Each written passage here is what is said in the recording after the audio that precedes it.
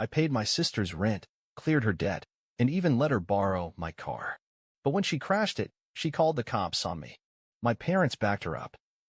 So I gave them a gift they'll never forget. My name is Michael Carter, and I'm 32 years old. I've spent most of my adult life cleaning up after my younger sister, Jessica, patching up her mistakes, covering her bills, and stepping in whenever she managed to screw something up. And she always did. Jessica was 26 but acted like she was 16. She had never held a stable job, never saved a dime, and never learned to take responsibility for anything. Somehow, that had become my problem. Our parents, David and Linda Carter, had decided long ago that Jessica was too fragile for the real world.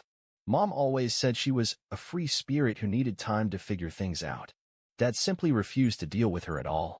So, when she dropped out of college and moved back home, they made it my responsibility. Michael, you're older. You've always been the responsible one. Jessica just needs a little help, that's all. She'll grow up soon. That little help turned into years of financial drain. I paid her rent when she couldn't make it. I covered her credit card debt when she maxed it out on clothes and weekend trips. I paid her car insurance because she forgot. And each time, I told myself, she's my sister. She'll get it together eventually. She never did. And this time, she had gone too far. It started with a text, short, casual, as if she hadn't done anything wrong. Jessica, hey, took your car for the weekend trip. You weren't using it anyway, right? I stared at my phone, the words not fully processing.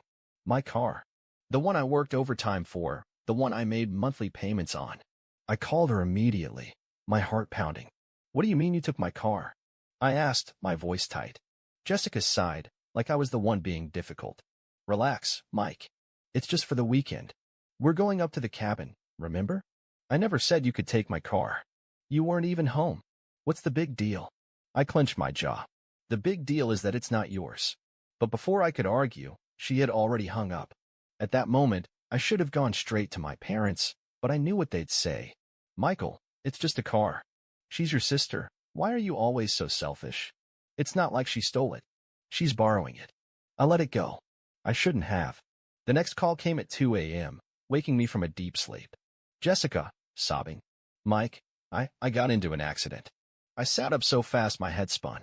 Are you okay? I think so. But the car. She inhaled sharply. It's totaled.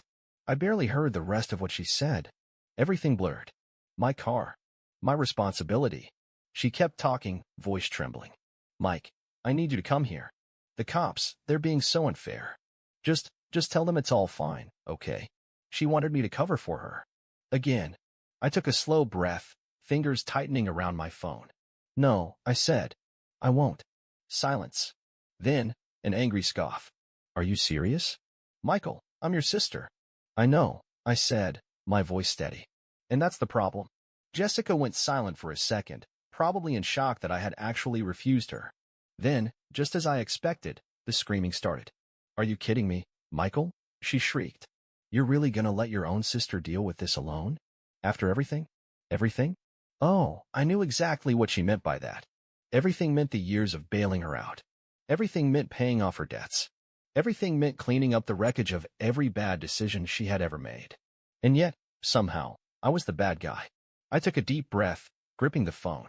You stole my car, Jess. You crashed it. And now, instead of owning up to it, you want me to take the blame? Do you even hear yourself? She let out a bitter laugh. Oh, come on, Michael. It's just money. You can afford it.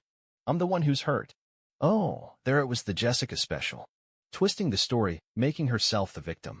I could already hear what she'd tell our parents. Michael doesn't care about his own sister. I was in an accident, and he just abandoned me. And knowing them, they'd believe her. I didn't care anymore. Call Mom and Dad, I said. Maybe they'll finally take some responsibility for you. I'm done. And then, I hung up. The family betrayal. The next morning, I woke up to exactly what I expected. My parents blowing up my phone. Mom, Michael, what's wrong with you? Your sister could have died. Dad, we raised you better than this. You need to step up and help your family. Mom, the hospital bill is huge, Michael. She's your sister. I stared at the messages, feeling something I hadn't felt before. Not guilt. Not frustration. Just exhaustion. I ignored the texts. I ignored the missed calls. I ignored all of it. until my dad showed up at my apartment. I opened the door, and there he stood, arms crossed, face tight with anger. "Get dressed," he ordered. "We're going to the hospital."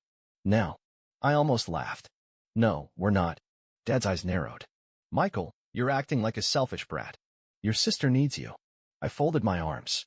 "You mean she needs my money?" He didn't even flinch. "She's family, Michael. You don't just turn your back on family." I let out a slow breath. Funny how that only applies when it's me giving and Jessica taking. Dad's jaw tightened. "You're making this harder than it needs to be." "No, Dad. You made this harder than it needed to be when you decided that Jessica's life was my responsibility instead of yours. She's your daughter. Why don't you pay for her medical bills?"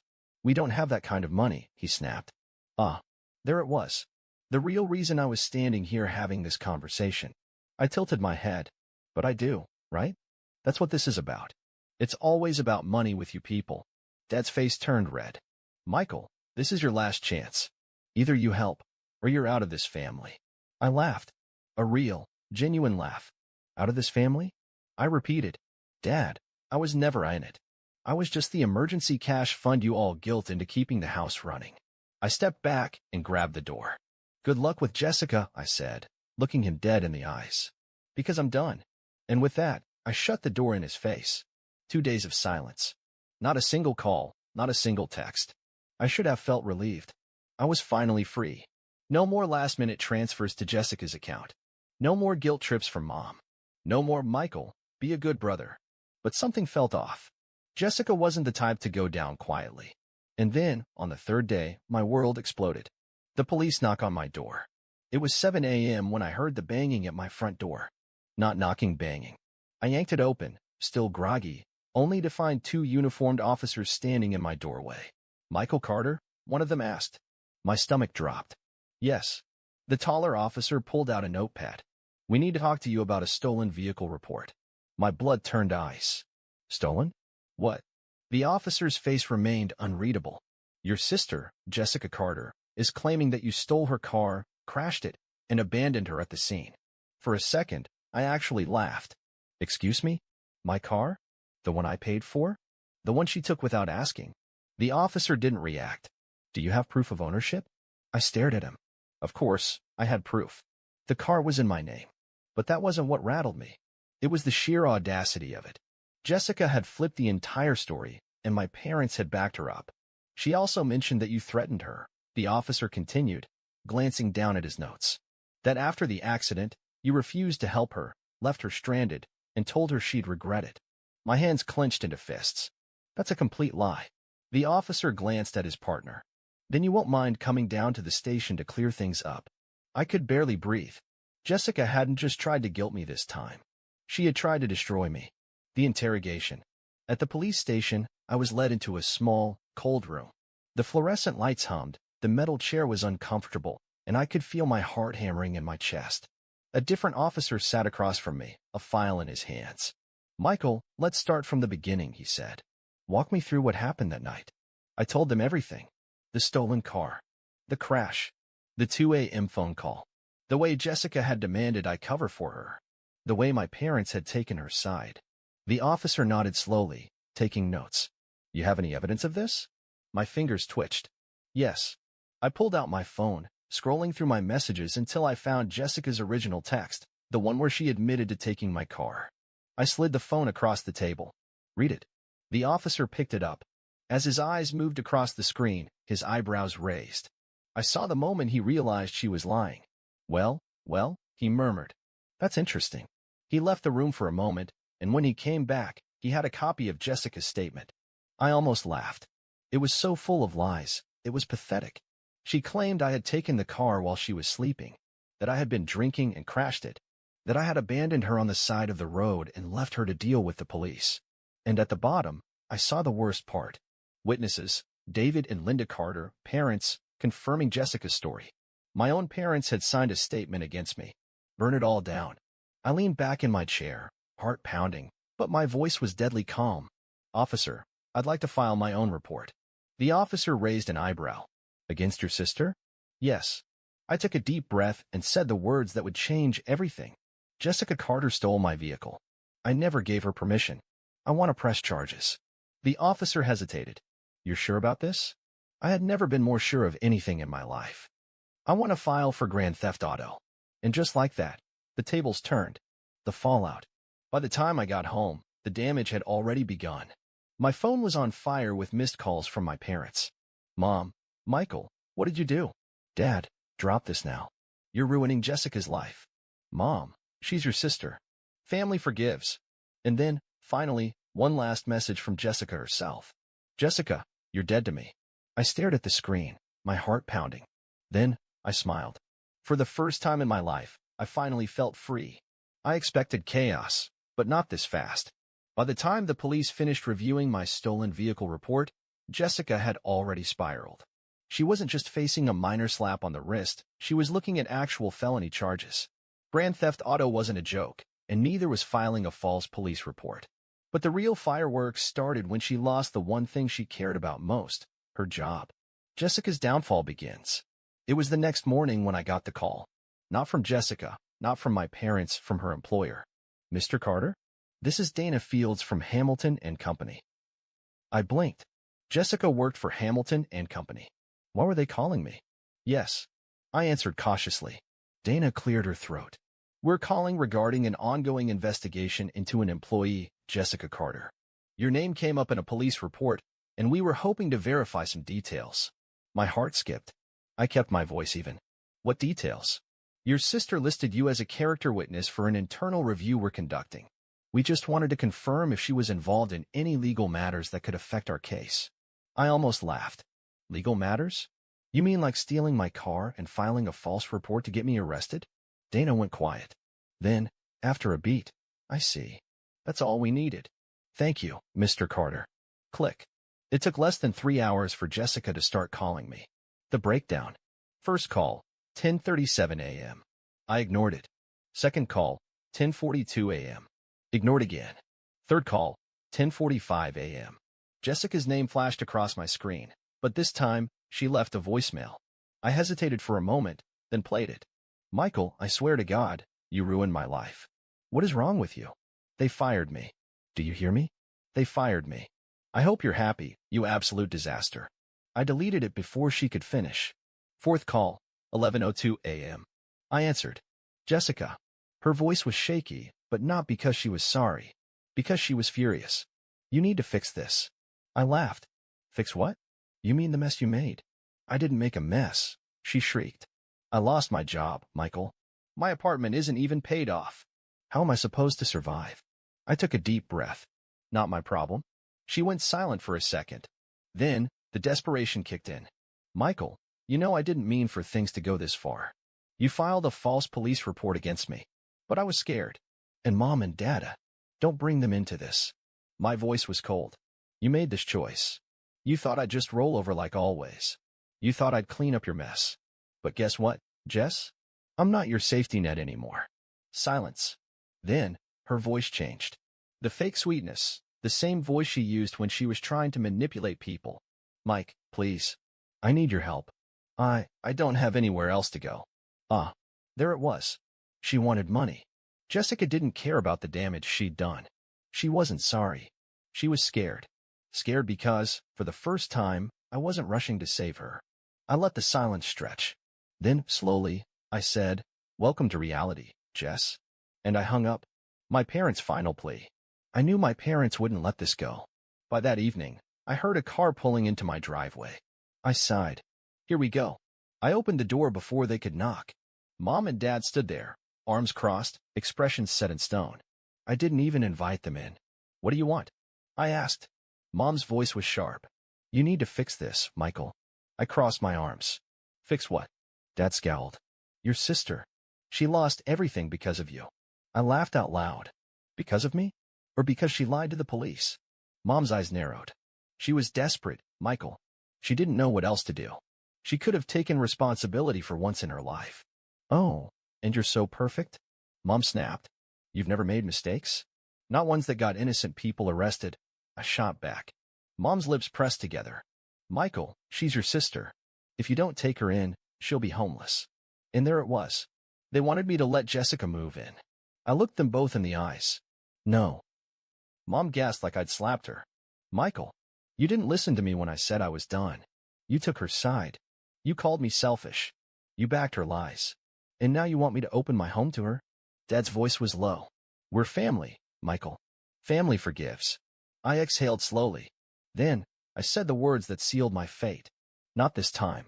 Then, I shut the door in their faces. I heard Mom gasp. Heard Dad mutter something under his breath. But I didn't care. I locked the door and walked away. Jessica's rock bottom. 3 days later, I got the final message. Jessica, I'm leaving town.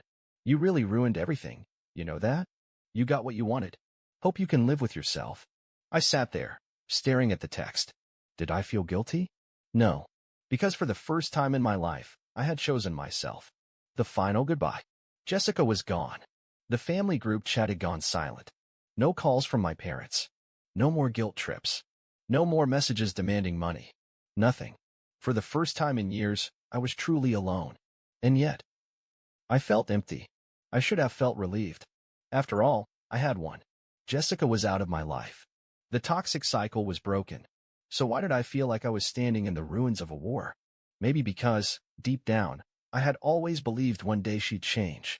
Maybe because, despite everything, there was still a small part of me that wanted to be her brother. I was still thinking about it when the knock came. A soft, hesitant knock. I frowned, checking my phone. No missed calls. No texts. I opened the door and froze. Jessica stood there. But she wasn't the same. Her hair was a mess. Her clothes were wrinkled. The usual arrogance was gone. In its place was something else. Desperation. She looked like someone who had lost everything. For the first time in years, she looked genuinely afraid. Jessica, I said, my voice cold. She swallowed hard. Michael. I have nowhere else to go. The last conversation. For a moment, I just stared at her. Years of resentment, anger, and exhaustion boiled beneath my skin. All the nights I spent working overtime to cover her bills. All the times she called me selfish while taking my money. All the times Mom and Dad said, be a good brother. And now she was here, begging. Michael, please, she whispered. My jaw tightened. You tried to get me arrested, Jess. She flinched. I know. I exhaled slowly. You expect me to just forget that? Jessica looked down. I don't expect anything. I have nothing left. I studied her. She wasn't lying. Her job? Gone. Her apartment? Evicted. Her friends? Nowhere to be seen. For the first time, Jessica was truly alone. She let out a shaky breath. I don't need money. I don't need a place to stay. She hesitated, her voice cracking. I just need my brother back. And there it was. Not a demand. Not a manipulation. Just the raw truth. For the first time since this all started, she looked like my little sister again. And that scared me more than anything. Because deep down, I knew. This was the moment I had to choose. The decision. I took a slow breath. All my life, I had been the safety net. The one who cleaned up the mess. And I knew that if I let her back in, even just this once, nothing would ever change. Jessica needed to fall. She needed to hit rock bottom. Because as long as she had someone to catch her, she would never learn. She must have seen the decision on my face because her eyes filled with panic. Michael, don't do this, she pleaded. I swear, I'll change. I'll prove it to you. Just give me a chance. I exhaled sharply. I gave you 100 chances. Her face twisted. You're my brother. You're supposed to help me. There it was. That same entitlement. That same expectation that I would always be there. My hands clenched into fists. And what about you, Jess? What have you ever done for me? She blinked. What? I mean it. What have you ever done for me? I stepped closer. You took my car. You destroyed it. You tried to have me arrested. You lied to our parents. And now, when you have nowhere else to go, you show up and expect me to forgive you? Her lips trembled. Michael, I thought we were family. I stared at her for a long moment. Then, quietly, I said, a family doesn't do what you did to me. She inhaled sharply, as if I had just slapped her. I shook my head. I hope you figure things out, Jess. I really do. But I can't be in your life anymore. Her breath hitched. Michael, please. Goodbye, Jess. And for the last time, I shut the door. Epilogue. A new beginning. 2 months later, I moved. A new city. A new job. A new life. No calls from my parents. No messages from Jessica. And you know what? I didn't miss them. Because for the first time, I was living for me. Some nights, I still thought about her, wondered if she was okay. But then I'd remember all the years I spent sacrificing myself for someone who never appreciated it. And I'd remind myself that this was the only way she'd ever learn. I wasn't angry anymore. I wasn't bitter. I was just free. And I never looked back. Final update. I cut off my toxic sister and family. Here's how it ended. Hey everyone, it's been a while. A lot of you asked for an update after I cut my sister off, so here it is. Short version. Jessica is gone. My parents aren't speaking to me, and I've never felt better. But wow, the reactions to my story have been wild. Some of you fully supported my decision, while others think I'm a cold-hearted monster. So let's talk about it. To those who supported me, I truly appreciate all the encouragement. So many of you shared your own stories about cutting off toxic family members, and it really helped me feel less alone. Setting boundaries is never easy, especially when you're raised to believe that family means sacrifice. But at some point, you have to ask yourself, sacrifice for who? And at what cost? Jessica had years to change. She had every opportunity to take responsibility for her actions, but instead, she doubled down, lied, and tried to destroy my life. Choosing myself wasn't selfish, it was necessary. And honestly, the peace I feel now is something I never thought I'd have. To those who think I went too far, I hear you. I know cutting off family is a big deal, and I don't take it lightly. Some of you think I should have forgiven Jessica, helped her get back on her feet, or at least tried to repair things with my parents. But my question is, why is the burden always on me? Why should I be the one to fix things when I wasn't the one who broke them? Why should I forgive someone who not only stole from me, but tried to ruin my life with a false police report? Why should I keep giving chances when every single one was thrown back in my face? At some point, enough is enough. And I reached that point. Where things stand now. Jessica is out of my life. Last I heard, she bounced between friends' houses before disappearing off social media. My parents are still mad at me. They haven't spoken to me since I refused to take her in. I'm happier than ever. New job, new city, no more guilt. So, what do you think? Who was right? Those who supported my decision, or those who think I should have handled it differently? Let's hear it.